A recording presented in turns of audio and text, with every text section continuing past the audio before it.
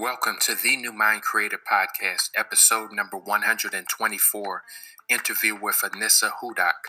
I'm your host, Maurice, the New Mind Creator.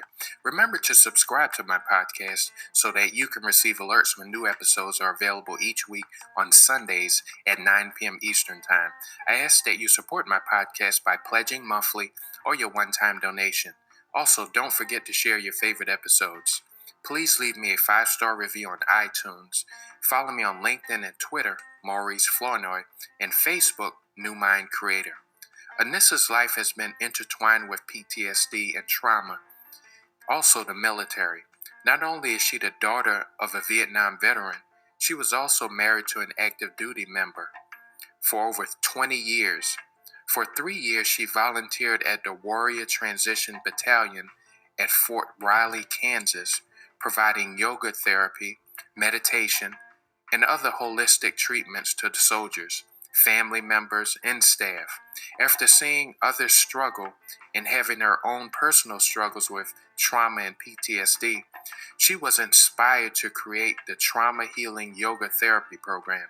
As a yoga therapist and the founder of the Trauma Healing Yoga Therapy Program, she worked with women who have been sexually traumatized to help them heal their PTSD and other trauma-related issues.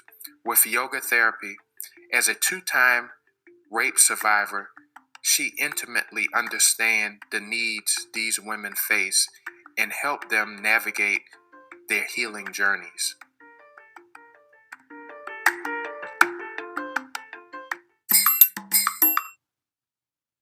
So, Anissa, what are your favorite types of dishes to prepare?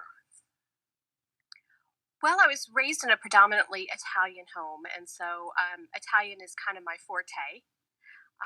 But I also just love, good old fashioned stick to your ribs kind of meals. Um, but I also kind of follow the Mediterranean diet, so there's a lot of that influenced in my cooking as well. So, do you remember how old you were when you began cooking? Because I remember how old I was. I was about 8 years old when I began cooking, and I started cooking pancakes. So that was kind of easy, batter and so forth, and it just evolved from there. Well, I was 2 when my mother started me making, baking in the kitchen. And I had the opportunity to not only cook with my mom, but also my grandmothers. And so I learned so much from my grandmothers as well that, it's really such a special thing for me to think back on that I had that time with them. And I'm one of 21 grandchildren on my mom's side. And out of all the grandchildren, I'm the only one who knows how to make grandma's meatballs. Whoa. Get out of here. Did she share a secret ingredient with you that the others don't have? Maybe it's love. I'm not sure, but and there's no recipe. You have to watch me make them because it's not written down. Oh, wow. You must have been observing your grandmom and just have some instinctive things that you know what to do. I actually come from a family of restaurateurs, so it is kind of in the blood. And still to this day, I have cousins who work in restaurants and what have you. So yeah, it's kind of in the blood, but you have to watch. And I watch them do it so often that, it just becomes instinctive. Wow. So, during the holidays, do you all get a chance to get together as a family and make traditional dishes? We don't get together as a family, but we do have our traditions. As Italians, our big holiday is actually like Christmas Eve instead of Christmas Day. And we do a traditional 7-fish feast. So it's 7 different fish served with pasta. What? Yeah. Wow. That sounds amazing. 7 different fish. Do you have a favorite? Well, I'm always partial to shrimp, but sometimes we get, super extravagant and have lobster, and that's always a crowd pleaser. But we have seafood and we have fish, and there's no meat allowed that entire day, and it's just a big. I mean, we cook for hours and hours, and within 25 minutes, it's gone. But it's the most special day of the year. Yeah. So, when you grew up, were you singing in a church or were you just singing around the house? Singing around the house and in school, I went, I guess since third grade, I started. And I sang all the way up through high school. I was in competitions, and I was pretty much being trained for opera and to be able to go to college when I walked away from all of it. Wow, that's interesting because opera is definitely a real specialty. You have to have an interesting voice to pull that off. Do your parents or anyone in your family sing as well? My grandfather used to be in a shop quartet. My uncle used to sing in choirs. So again, it's in the family. My parents don't sing though, and I was in special choirs in school. We had all different kinds of choirs, and I did all of that, and again with the competitions. And then in my senior year, my teacher really wanted me to go to college for singing for voice, and it's just not anything I wanted. For me, it was an outlet, um, and I didn't want the lifestyle that came with being an opera singer, and so I just walked away from it. So you had a chance, but it was just an outlet for you. You didn't really want to continue. So, what is the lifestyle like for an opera singer? Um, well, I thought that I knew at that age what it was. I probably had really no clue. Um, I can only imagine that there's lots of touring, and I'm not sure if you're in any one place for any given amount of time. And I really wanted to have a family, and I enjoyed cooking so much. I actually wanted to be a chef. So, singing was really not on my radar. So, how long have you been working with women who have survived rape and sexual assault? Well, probably a good 5 years now. When I started actually teaching and having, an actual studio location and working with women. I've worked with the military. There were some women that were also in the military that were dealing with that. And so I would say a good 5 years, if not more. So, I know you have been a victim of rape twice. Can you talk a little about how those experiences shaped you or altered your life? Well, they certainly altered my life. That they've also made me the person that I am today. My first rape occurred when about 28 years ago. And so I've had a long time to kind of sit with it. Um, my most recent rape was about 3.5 years ago. And I'm still working through that. I have a therapist that I speak with. And, I'm still dealing with the fallout from that. That being said, how has it affected me? It's obviously affected my relationships with other men, um, my weight, my relationship with myself, my relationship with others when I told them that this happened and they didn't believe me. It has a ripple effect. It doesn't just occur to the woman or to the man or to whomever the victim is. There's a rippling effect, and it affects all of these other relationships within your life. So, I'm really sorry to hear about, that happening to you and just hearing you talk about people not believing you. I couldn't imagine what that would even feel like. So, what was the process, or what has the process been like, the journey to overcome those two traumas? Well, quite frankly, my mat saved my life. Um, I guess it was about 5 years ago. I started taking teacher trainings for yoga, And my husband at the time was active duty. The company that I was going through was offering classes that would teach about, veterans and PTSD. And I was like, gosh, we live right outside of Fort Riley, Kansas. We've been military for, 15, 18 years at that point. We have a lot of military friends. We have a lot of people who are, coming back from deployments. I live in the belly of the beast. I should take these classes so I can understand more and be able to help people.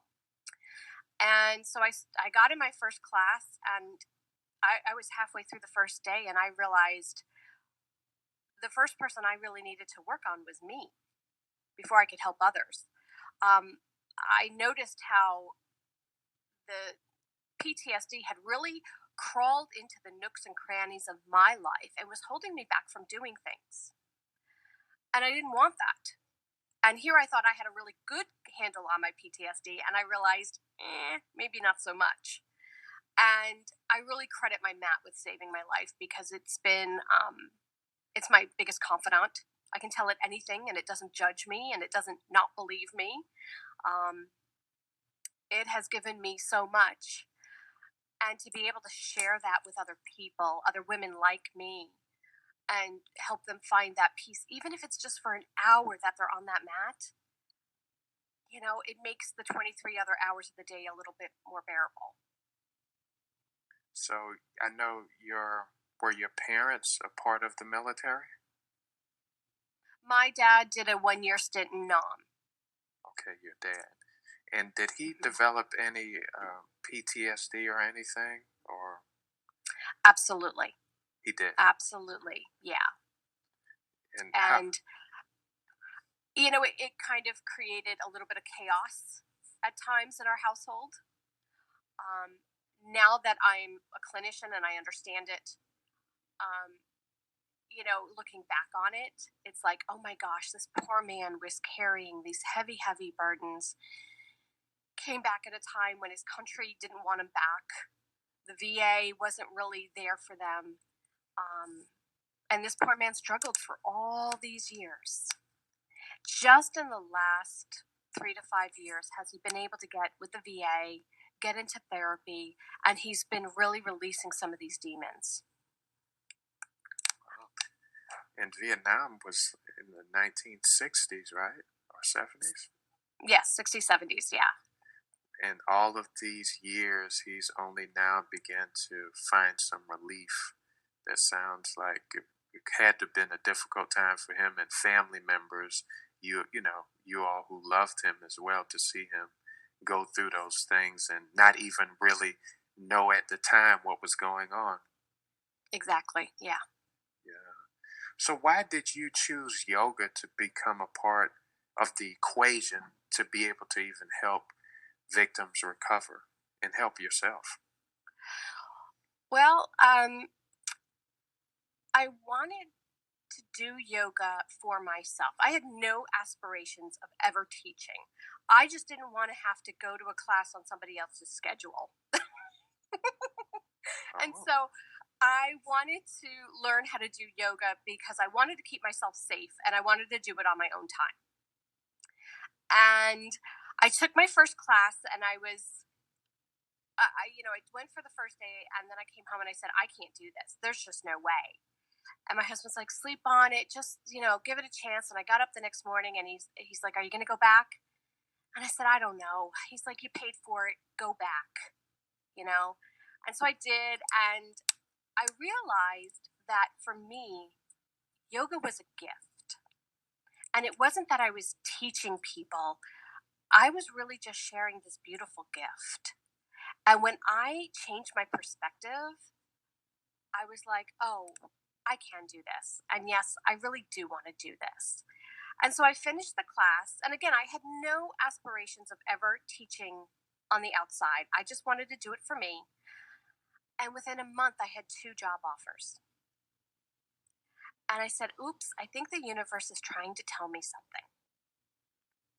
And there I was. I started teaching yoga on the outside in studios. and how about meditation? How long have you been practicing that?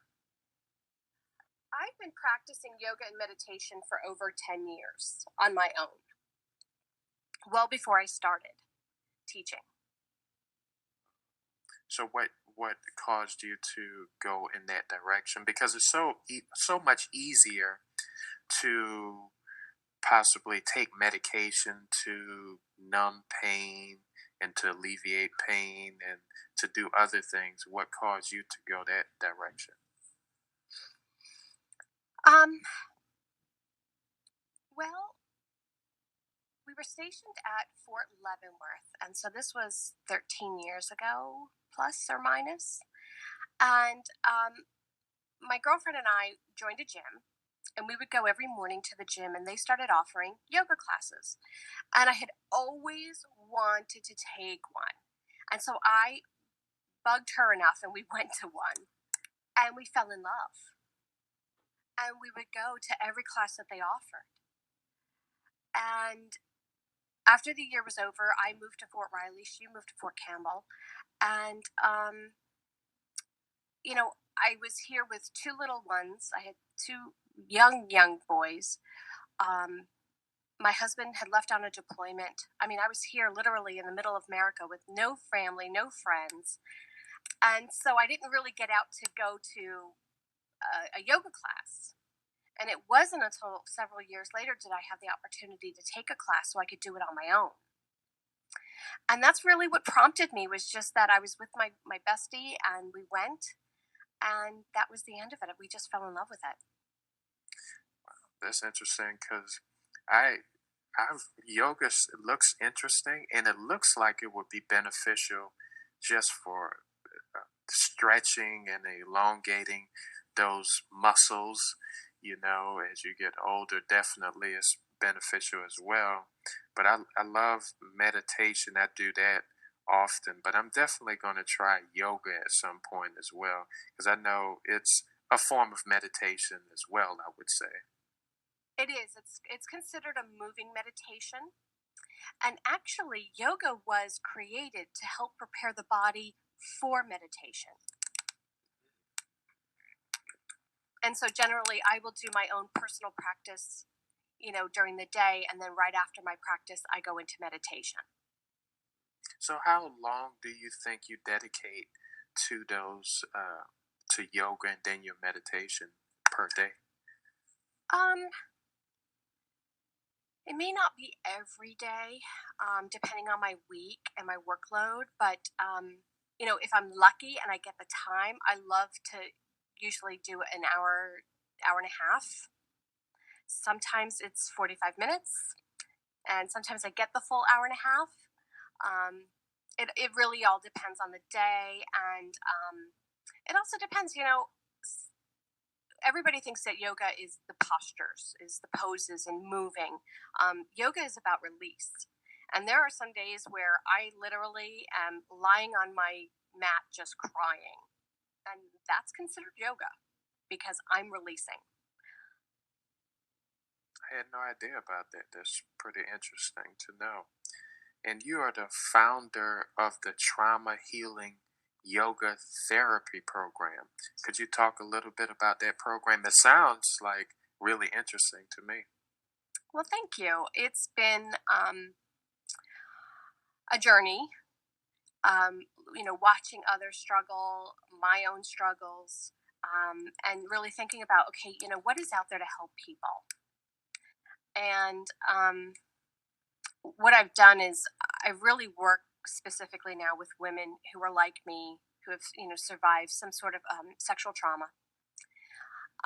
But I have had the opportunity, I've worked a lot with military, which are always, I have to tell you, the military guys, especially the guys, are a lot of fun because they come in usually for their first class and they're like, oh, I'm going to get some good stretching in and maybe a nap or, whatever. And then afterwards, they're like, oh my goodness, this is tremendous. And then they come back week after week after week. But, it's always that initial when they come in, they think that, these big burly guys, they're just going to do some little yoga and then move on with their day. And they're really totally blown away with what they get from it. So that's always been a lot of fun. Working with women who are like me, is really special for me because, I walk the walk every day. And to see them come in and be whatever they're processing, whatever they're dealing with, and, we get on the mats and we work it out. And afterwards, they say, I feel lighter. Or they say to me, I was on the mat and the answer came to me. Whatever it is, the peace and the calm that they receive, that's better than any money anybody can pay me. And I have the best job in the world. I love what I do. So, do you know where yoga originated? India. So, I know it seems like for whatever reason, over the last decade or so, more Americans have been getting into yoga and meditation, at least mentioning it more. Have you found that to be true as well? Absolutely. Absolutely. So, how long did it take you to create your program? Well, I think it's always ever evolving to try to meet people's needs. I did have an actual local studio where I worked out of, and I found that people just weren't really coming in, whether it was they didn't want to be seen going into that type of a class or what have you. And I live in a smaller town. I live in Manhattan, Kansas. My husband has now retired, and we're just kind of waiting for our boys to finish high school. And so, I live in a town where the livestock outnumbers the people. Wow. So I wanted to be able to reach more people. And so I've moved everything online. And so that's what I've been currently doing, is working on moving everything online and having programs where women have access to yoga therapy 24/7. Because at 3 o'clock in the morning when you wake up and your mind is racing, I may not be available, but you might be able to, log in and take a class with me that's been recorded, or hear my voice on a yoga nidra or meditation.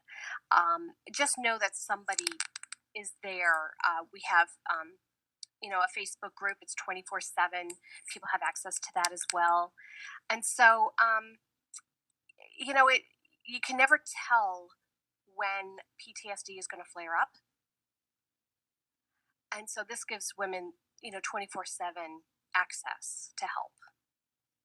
So, do you recommend your program also to be a part of the equation? For instance, would you recommend the person be in their mental health therapy as well, along with your program, or just stick to your program? I would never tell anyone to just do my program. That is not wise. I totally wholeheartedly suggest that people be seeing a mental health therapist, counselor, social worker, whatever kind of professional they, resonate with. I do. I absolutely see a therapist. And I would also recommend that if there's a need for medication, absolutely.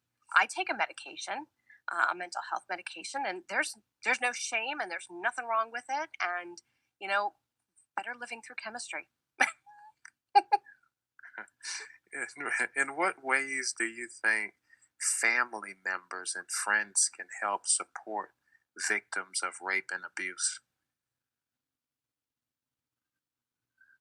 I think the best thing that family members and friends, if they've never had the experience, I think the best thing that they can say is, I don't completely understand what you're saying, but I'm here for you.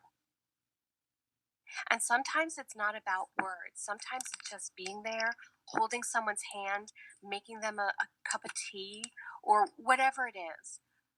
But, just being there speaks volumes. So it's not. Oh, I'm sorry. Continue. No, go ahead. No, go ahead. I was getting ready to say it doesn't. So the family and friends don't necessarily have to have the answers They just need to be there. Absolutely. And of course, believing is a big portion of it. It's really hard when we have those close to us who don't believe us when we say this has happened. And it really destroys a lot of relationships when that happens. So, when you think of family members and friends, you think of people who would be willing to protect you. And here you've been in a situation where you haven't been protected, and you want those close to you to protect you. And when people say that they don't believe you, that really damages that relationship. And so, knowing all of the facts is one thing, but telling someone you don't believe them is another. And so maybe waiting till you get all the facts before you say you don't believe or you believe. But just, especially initially, just be there with them. Yeah, that sounds like something definitely loved ones and families could possibly do. Just hearing information from someone who has experienced something is helpful, because I think just sometimes people just don't know what to do. They're caught like a deer in the headlights. But then if a person, of course, says they don't believe you, that's something totally different versus being there as a support. I think it's a knee jerk reaction. We certainly don't want that to happen to any of our loved ones. And so we're apt to say, no, that couldn't have happened.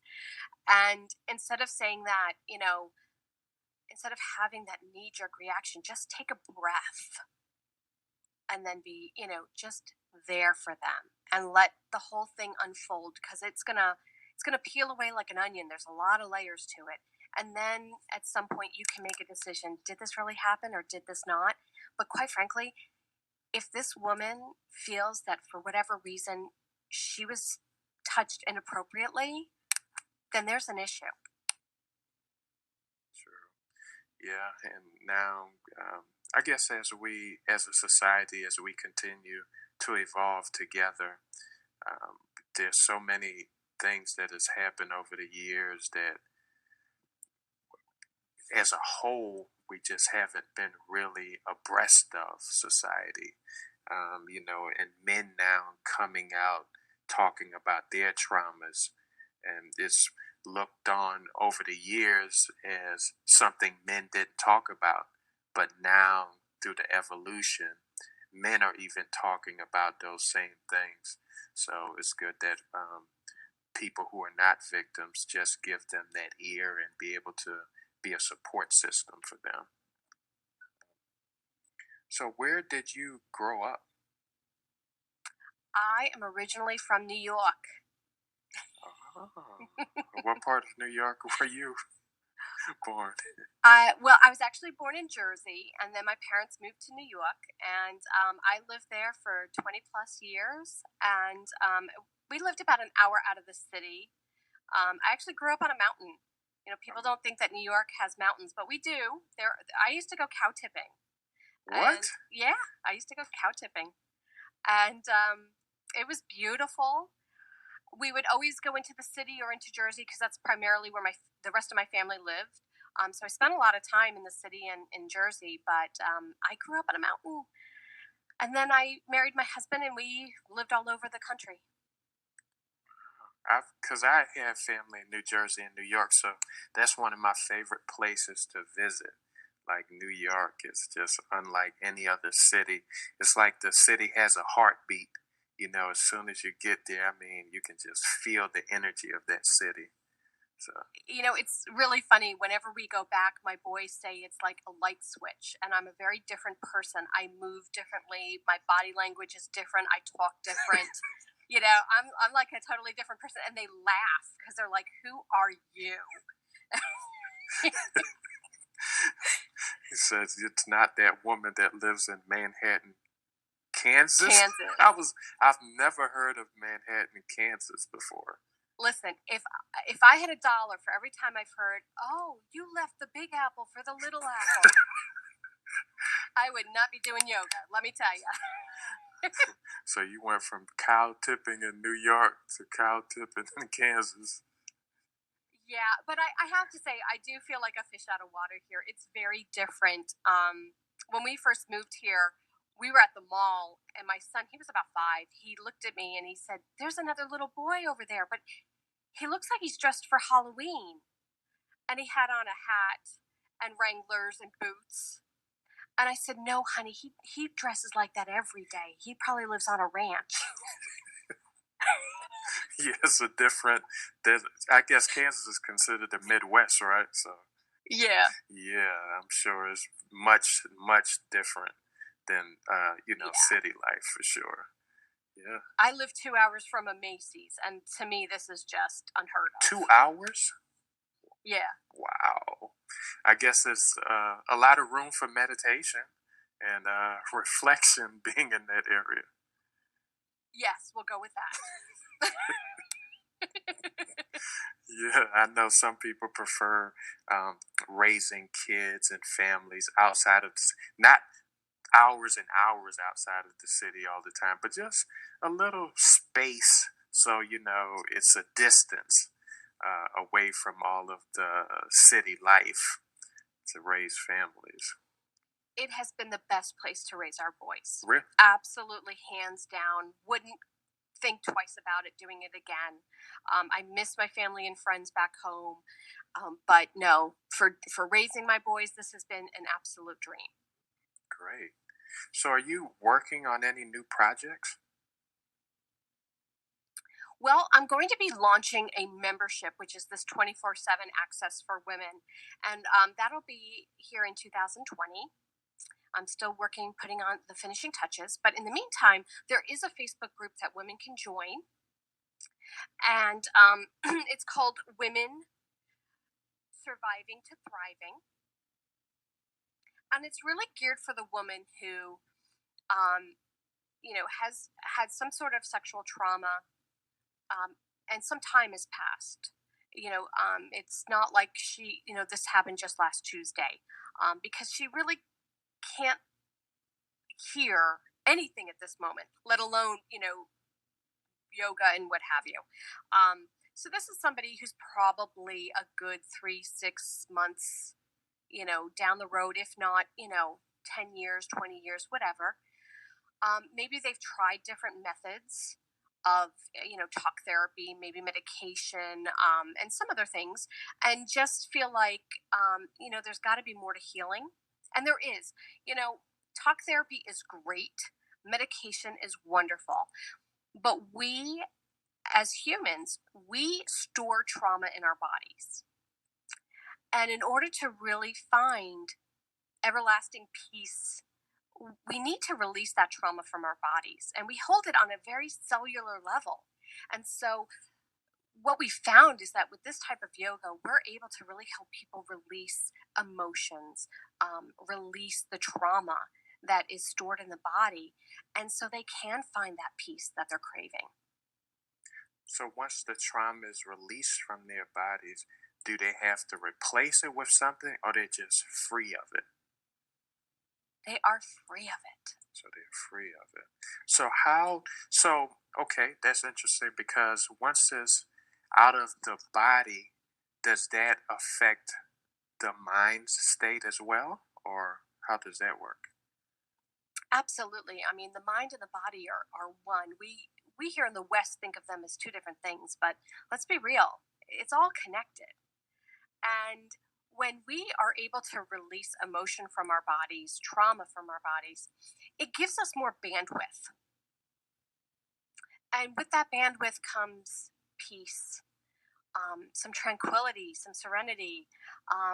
We're able to take a breath, and we're not reacting as quickly. A lot of us with PTSD, we react, we don't respond. And when you release the trauma from your body, you have more of an option of responding than just reacting. So could you explain the difference between reacting and responding?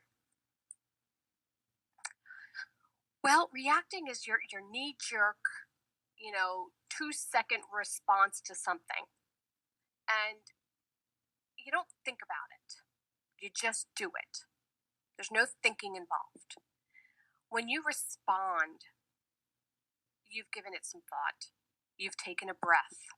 There are several more seconds in that time from when you find something out to when you actually respond. And I'm talking maybe 5 to 10 seconds, maybe even more. But you allow yourself the opportunity to process what you've heard, and you've actually listened instead of just hearing something and shooting off a response. A lot of us, even when we talk, we aren't really listening. We're just thinking of what we're going to say next. And we're only half hearing what the other person is saying.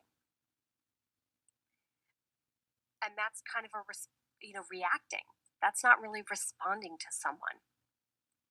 But responding is taking a moment, processing what's been said, and responding in a way that's genuine and authentic. So it's key in you helping people release that trauma within their body, so it's not just this automatic thing that they're continually reliving, but once they release it, then they can begin to respond more appropriately to everything in their life. Yes. Absolutely, to everything in their life. And it's really interesting to see people be able to get more bandwidth once they release that trauma. And every time they get off that mat and they say to me, I feel lighter. I feel brighter. I feel like I could float out of here. It's so amazing how much we store in our bodies and don't release. And then how much more peaceful and how they live in that peace afterwards. That's the beautiful thing, is to watch them then live in that peace.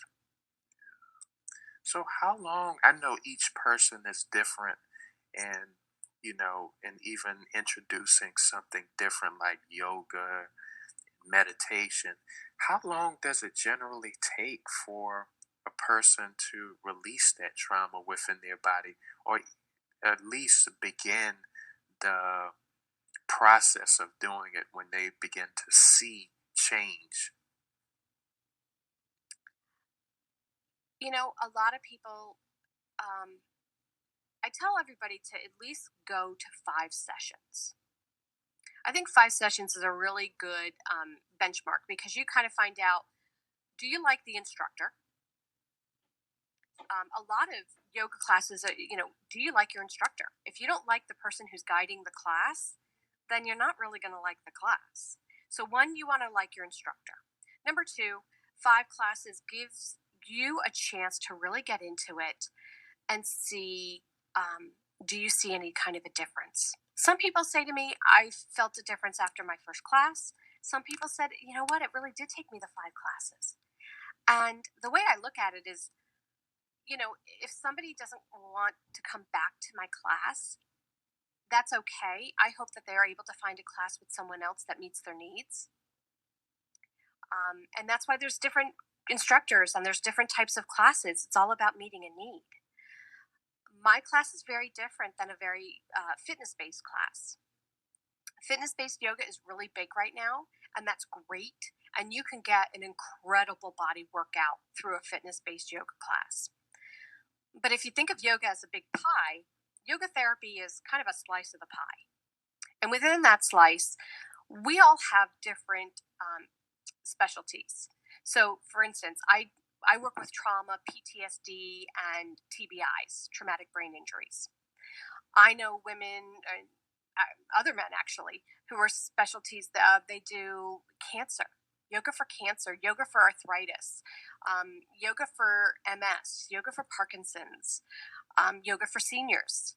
There's all different types of yoga within that yoga therapy slice. And so I would say, if you're suffering with trauma and you want to find someone local to you, there's a website you can go to. You can find a local yoga therapist to work with you on that. It's called the it's IAYT, International Association of Yoga Therapists.com. And you can look up and see if there's someone local to you. or for any of those other specialties. What you're going to get in those classes is different than what you're going to get in a fitness-based class. You will get a full body workout, but it's going to be very, very different. Now, in my class, I do a lot of body-brain work. What happens with trauma is that our brain becomes offline with the rest of our bodies. And so we really need to help reestablish that connection between the body and the brain. And so I do a lot of work with that, along with working with specific muscle groups in the body that actually hold on to the trauma. It's all very scientific, and everybody thinks that yoga is, new age, woo, woo, and it's actually all science based, and that's what nobody understands. It's all science. It's all black and white. It's very clinical, actually. What are some muscle groups that store trauma? Well, have you ever heard of the psoas muscle? It sounds familiar, but I don't. Okay, well, you might know it by its regular name, the hip flexor. Yes, definitely heard of hip flexor. Okay. Well, it is the deepest muscle of our body. And quite frankly, in my eyes, it is the most important muscle that you have. Really? I think it is. And because, have you ever been sick or injured and your body has immediately curled itself up into the fetal position? Yes. Okay. So we do that in order to protect all of our inner organs in the trunk area. So the lungs, the heart, the liver, all of that, right? It is those two little muscles, they're not little, those muscles in our pelvis that actually create that function of curling up into the fetal position. And so without those muscles, you would not be able to protect all of those vital organs. Wow. Okay. Now, the other thing that these two little muscles do, we call it the psoas. It also holds all of your emotion. So your happiness, your joy, your frustration, your anger, your grief, all of it, it's all stored in your hip flexors. And so there is an actual pattern to how we are able to really warm up all of these muscles that are attached to the hip flexor region. We have to do it in a very particular way to warm up all of these other muscles so we can really then dive really deep into that muscle because it's such a deep muscle and we have to warm it up. And what we do is then we work it to exhaustion. When we work it to exhaustion, it releases. Some people say to me, Anissa, my thighs are shaking. My thighs are like jelly. Some people say I don't feel anything at all, but they do feel lighter. So you may or may not feel it happening. But that trembling, that shaking, that's what we want because that's when we know the muscle is releasing. Again, people may not feel it. And because the brain and the body aren't online together, it might be happening and they don't even feel it. So there's a couple of different things going on. So if you go to a class like what I'm talking about and you say, well, I didn't shake, that's okay. It still probably happened in its own way. But that's how we release that muscle. That's interesting. Definitely interesting. So once you release that muscle, then it gets rid of that inhibition. Well, that I could say like radio signals, they get hindrances, so it's not clear. So you get that clarity with that muscle being released, and then the brain, and then they synchronize themselves at some point, I guess. Yes, we are able to help reset the central nervous system, and then everything comes back online. What's really interesting is that, in my classes, generally people have little releases. There is an actual psoas release thing that you can do. It takes about 8 minutes. It's pretty intensive. I have done it myself. I have done it with some of my clients. It is not something that as soon as somebody walks through the door, they're like, "Oh, let's do this." We don't know that that does not happen. Um, you know, there are clients that I've worked with for over 3 years that I still haven't done this with because they're just not ready. It takes a lot. There's a lot that goes into it, and there's a lot that comes out of it. The first time I ever released my psoas, had a total release, I cried for hours, sobbed, absolutely sobbed for hours. Powerful. It is incredibly powerful. The next time I did it, I felt like I was floating. I was just on cloud nine. And I remember the third time I did it, I shook for the entire day. My whole body shook for the entire day. So it's very powerful. And again, this is all science based. This is not new age woo woo kind of stuff. Like, you know, this is all science based. Yeah, I think more people need to do it. And I don't think everybody, like some people who have had trauma in their lives, I don't know if they even, know it as an option. So it's good that you're being able to speak about it and others who are doing it too, to really give more voice to it, and hopefully more people will begin to do it, because it's definitely a natural thing, which we all can use natural stuff within our lives. Absolutely. And I don't think that anyone really knows that it's an option. Our military has been using it now for the last, I would say, 7 to 10 years. And they're finding great results with it. And I think that that's probably one of the biggest things that has helped get the word out that we can do this for people. But yeah, it's totally an option, and it's very natural, and it's wonderful. And I mean, I know for myself, it has truly saved my life. Nice.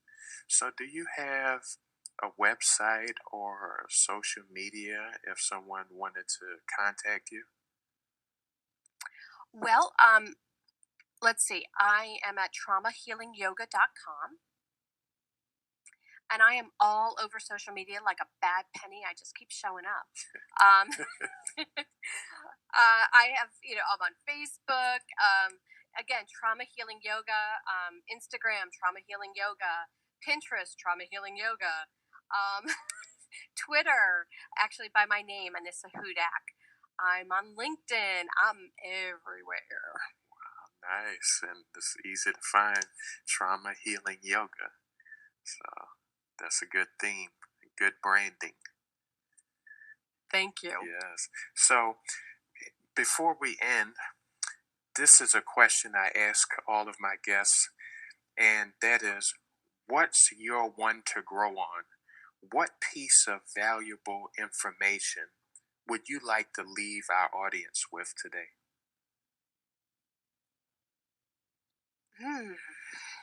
One to grow on. Um, I think living by the golden rule, and that is, if you don't have anything nice to say, then don't say anything at all. I think we live in a world where people feel like they can just sprout out with their opinion any old time. And there's a time and a place for everyone's thoughts and opinions, and then there are times when there's not. And I think we need to get better filters.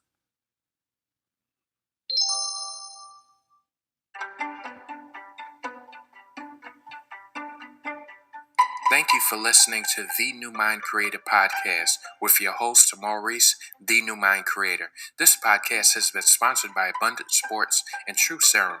Head over to www.mauriceflournoy.com to receive more motivation and insight to help create your new mind.